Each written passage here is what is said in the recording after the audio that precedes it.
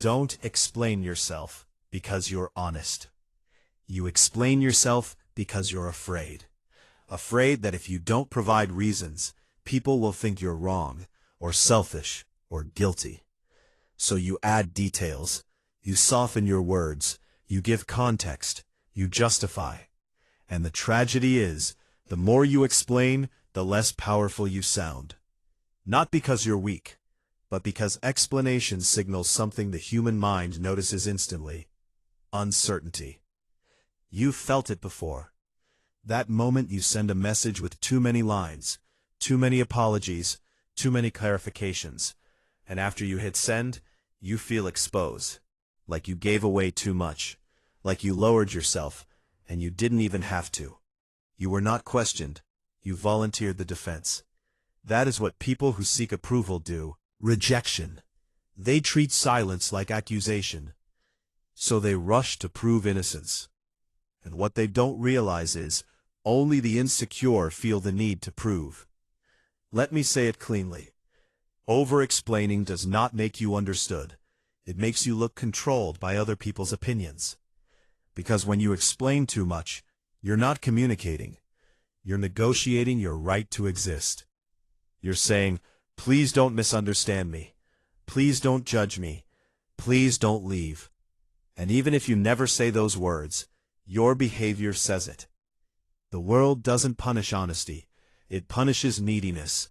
And over-explaining is verbal neediness. Baltasar Gracián understood this psychology long before modern people turned approval into oxygen. One of his sharpest teachings is simple: speak less than you know. Not because silence is mysterious for aesthetics, because excessive speech leaks power. Words are not neutral. Words reveal emotion, insecurity, intention, weakness. The more you say, the more you expose. And the more you expose, the easier it becomes for others to control you. Gracián wasn't romantic about communication. He was precise.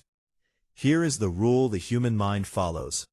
A calm person gives a statement. A nervous person gives a speech.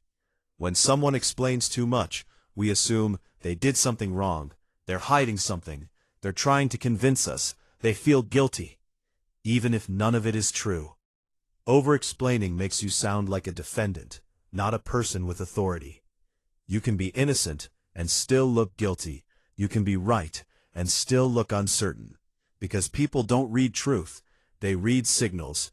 And the signal of over-explaining is, I need you to agree with me. That's approval hunger. This habit doesn't start in adulthood.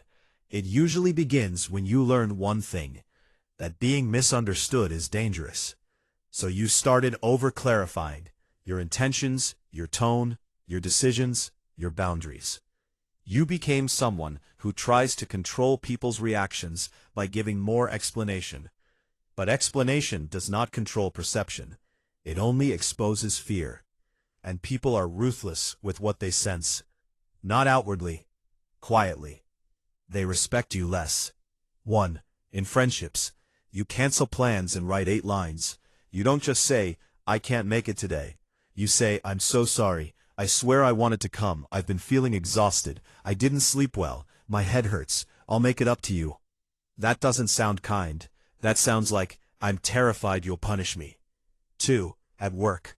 Decision. And send a paragraph. Instead of, we will do option B. You say, just to clarify, I thought option B is better, because if we do A, then X might happen. But if you feel otherwise, please tell me, and sorry if this is not correct. You just weakened your own authority. In relationships, you ask a question, then answer it for them. You say, are you upset with me? I feel like I did something wrong, and I'm sorry if I made you feel that way, and I didn't mean it. You didn't even give them time. You panicked inside the silence. You rushed to perform innocence, and that kills attraction, slowly. Here is what hurts. People don't always respect the most intelligent person. They respect the person who seems sure. And over-explaining makes you seem unsure, even when you're right. It makes people think you need permission, you need agreement, you fear conflict. And once people sense you fear conflict, they start testing you. Not because they hate you, because humans probe weakness. Over-explaining is a wound that announces itself. Gracián's solution is not be cold, it's be controlled. You don't have to speak more to be respected. You have to speak cleaner. Here is the discipline. Rule 1, statement, not, I won't be able to make it. If they ask why, you can give one sentence. But do not spill your nervous system into paragraphs. Rule 2, don't defend what wasn't attacked. If no one accuses you, don't argue innocence. Silence is not accusation. Rule 3, let them sit with uncertainty. This is dark but true. Uncertainty forces attention. If you keep filling every gap, you teach people to never think about you. You want your words to land, not flood. People who love you deeply will not require constant explanation. People who respect you will not demand over-justification.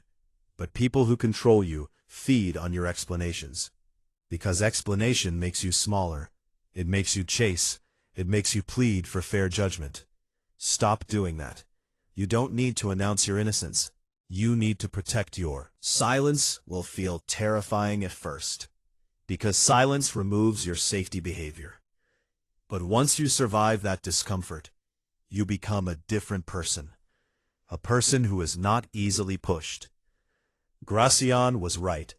Speak less than you know, because the less you speak, the less people can twist, the less they can test, the less they can pull you into explaining your existence. You don't need to be loud to be understood. You need to be deliberate. And if someone leaves because you stopped over-explaining, let them. Because anyone who requires you to shrink was never your ally.